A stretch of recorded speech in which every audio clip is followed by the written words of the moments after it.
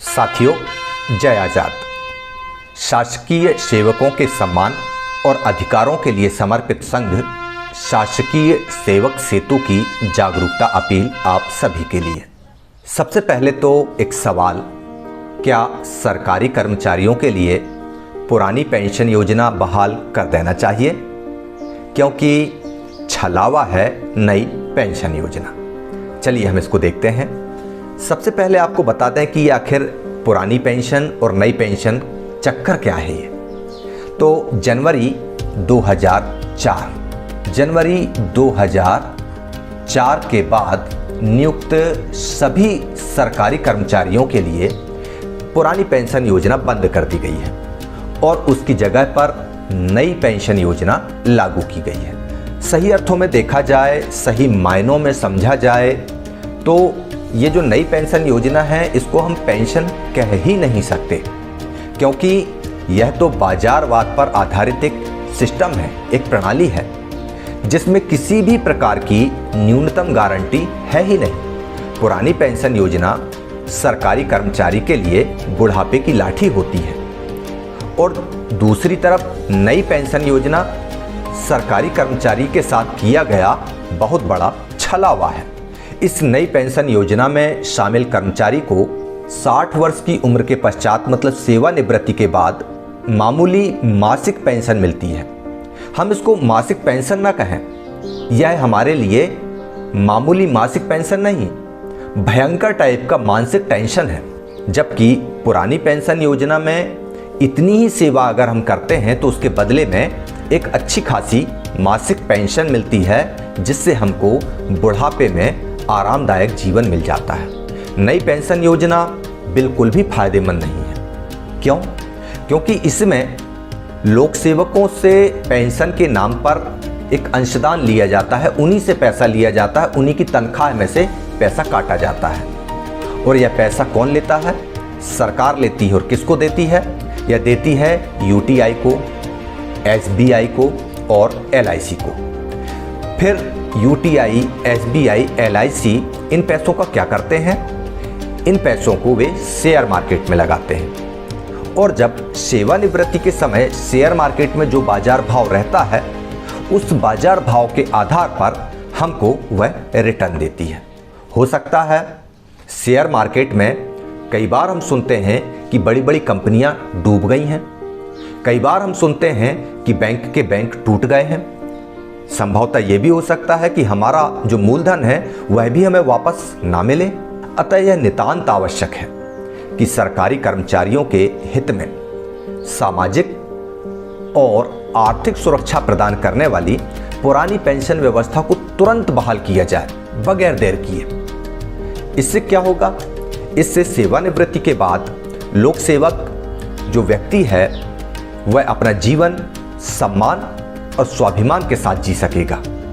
और सबसे मजेदार बात बताऊं, जिस पुरानी पेंशन योजना को संसद के द्वारा देश हित में देश के ऊपर आर्थिक बोझ को कम करने के लिए बंद किया गया था, उसी पुरानी पेंशन को आज भी उसी संसद के उन्हीं विधानसभाओं के सदस्यों मतलब सांसदों और विधायकों द्वारा लिया जा रहा है।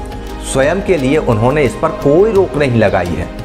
जबकि संसद या विधानसभा का सदस्य बनना केवल जन सेवा है, ना कि कोई सरकारी नौकरी। चलिए हम देखते हैं एनपीएस मतलब नई पेंशन स्कीम और ओपीएस मतलब पुरानी पेंशन स्कीम में क्या अंतर है। ओपीएस में वेतन से कोई कटौती नहीं होती, जबकि एनपीएस में कटौती होती है। ओपीएस में जीपीएफ सुविधा उपलब्ध है, एनपीएस में जीपीएफ नामक कोई भी तत्व मौजूद नहीं है। ओपीएस एक सुरक्षित पेंशन योजना है, जबकि एनपीएस शेयर बाजार पर आधारित असुरक्षित पेंशन योजना है। ओपीएस में रिटायरमेंट के समय हमारा जो अंतिम मूल वेतन होता है उसकी 50% राशि पेंशन के रूप में दी जाती है और इसमें समय समय पर महंगाई भत्ता जो सरकार द्वारा देय होता है वह भी प्राप्त होता है। जबकि पुरानी पेंशन में बाजार के ऊपर डिपेंड करता है कि हमको कितनी राशि मिलेगी, और महंगाई भत्ते का तो कोई प्रावधान होता ही नहीं। साथ ही पुरानी पेंशन में जो वेतन आयोग होते हैं उनकी सिफारिशों का भी लाभ मिलता है।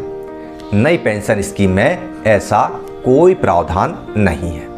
ग्रेच्युटी की बात करें तो रिटायरमेंट पर 20 लाख तक ग्रेच्युटी मिलती है। हालांकि नई पेंशन योजना में भी इसका प्रावधान है, लेकिन यह अस्थायी है।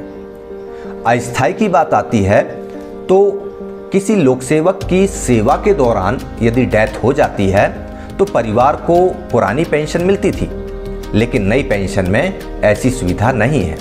अस्थायी रूप से क्लॉज जोड़ा जरूर गया है, लेकिन स्थायी व्यवस्था नहीं है। पुरानी पेंशन योजना का जो भुगतान है वह गवर्नमेंट अपने ट्रेजरी से करती है, कोषालय से करती है। नई पेंशन योजना का भुगतान शेयर बाजार से किया जाता है, जो अनिश्चित भी हो सकता है। कभी पेंशन आपको ज़्यादा मिल सकती है, कभी आपको कम मिल सकती है। पुरानी पेंशन में जो आपको फंड मिलता है उसमें किसी भी प्रकार के इन्वेस्टमेंट के लिए आपको बाध्य नहीं किया जाता, जबकि एनपीएस में 40% राशि रिटायरमेंट के बाद भी शेयर बाजार में आपको निवेश करना पड़ेगा। ये बाध्यता आपको दी गई है, इस बाध्यता का पालन आपको करना पड़ेगा। जीपीएफ के ब्याज पर कोई टैक्स नहीं लगता, जबकि एनपीएस में शेयर बाजार से प्राप्त धन पर टैक्स लगता है। और सबसे महत्वपूर्ण बात, बुढ़ापे में मेडिकल सुविधा ओपीएस में उपलब्ध है, एनपीएस में कोई प्रावधान नहीं है। जबकि मेडिकल जैसी फैसिलिटी एक दिन का भी यदि जनप्रतिनिधि संसद या विधानसभा का बनता है उसको भी हासिल है, लेकिन लोक सेवक जो सारा जीवन जनता की सेवा के लिए सरकारी नौकर बनकर बिताता है उसको बुढ़ापे में स्वास्थ्य की कोई सुविधा सरकार की तरफ से उपलब्ध नहीं है नई पेंशन योजना के अंतर्गत। तो इस अंतर को देखने के बाद आप सभी लोगों को इतना बहुत अच्छे से समझ में आ गया होगा कि आपके बुढ़ापे की लाठी पुरानी पेंशन होगी या नई पेंशन। निश्चित रूप से पुरानी ही पेंशन है। तो शासकीय सेवक सेतु जो कि पुरानी पेंशन को प्राप्ति के लिए कृत संकल्पित है, दृढ़ संकल्पित है और समस्त संघ, संगठन और स्वतंत्र विचारधारा से काम करने वाले लोक सेवकों सभी से अपील करता है कि आइए हम सब अपने हक के लिए, अपनी पेंशन के लिए, अपने बुढ़ापे को सम्मानजनक बनाने के लिए एक हो जाएं। संघर्ष के लिए सभी संघ और संगठनों का स्वरूप कैसा होगा? मोर्चा बनाएं या महासंघ बनाएं?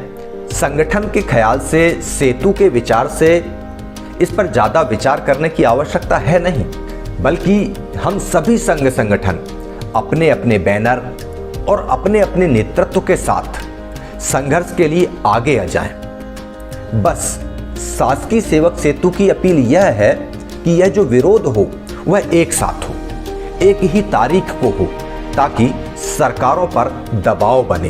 क्योंकि अकेले अकेले संगठन यदि आंदोलन करता है तो आंदोलन के नाम पर वह अकेला संगठन गड़बड़ कर सकता है।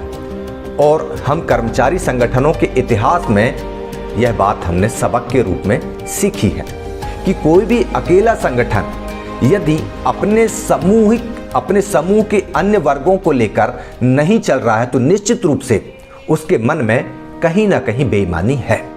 इसलिए अन्य संघ संगठन बेईमानी ना कर सकें, आइए एक साथ मोर्चा बनाएं मतलब संघर्ष के रास्ते पर आए।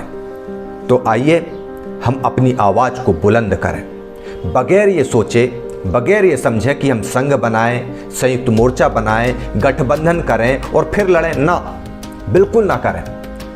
बस एक तारीख तय कर लें, उस तय तारीख को सारे संगठन भोपाल राजधानी में इकट्ठा हो जाएं और इसके लिए सारे संगठनों का जो प्रांतीय नेतृत्व है, जो प्रांतीय अध्यक्ष हैं, वे आपस में एक बैठक कर लें और अपनी आवाज को बुलंद करने की ठान लें।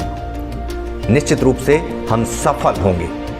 एक मिशन, एक मुहिम सिर्फ और सिर्फ पुरानी पेंशन शासकीय सेवक सेतु टीम के द्वारा लोक सेवकों के हित में जारी। जय हिंद, जय आजाद।